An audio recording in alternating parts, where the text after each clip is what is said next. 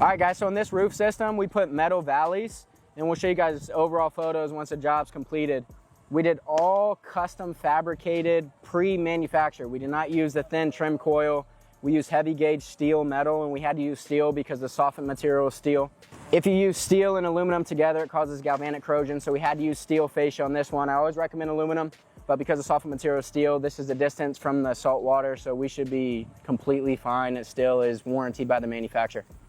Anyway, because all the fascia is black, we decided to go to give them a more luxury custom feel on the roof system, black valley metal. So this still has plastic on it, so you can see the plastic right here.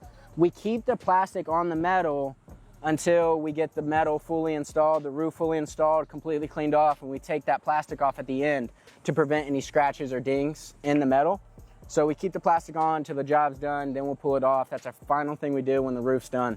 So right here you can see the plastic overlay on it. Doesn't look that good, but we'll show you guys photos of what it looks like where the fascia ties into the metal valleys. It looks very clean.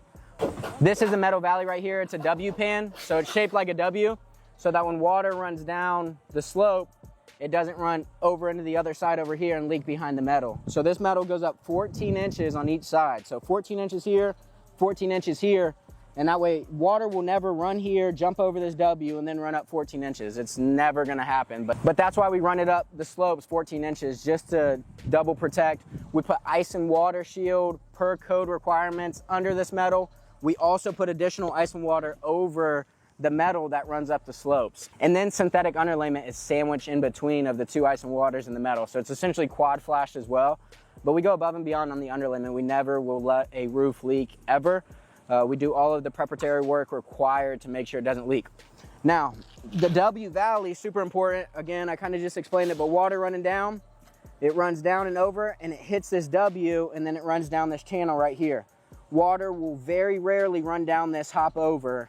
If it does hop over, this is slowing all of the water flow. So it hits this, slows down, comes over here and runs down. Again, it'll never go here, up, down, over, and up against gravity. It just doesn't happen. So this will never leak, but this is the custom W valley metal. It's very clean. We'll show you what it looks like at the end. Stay tuned.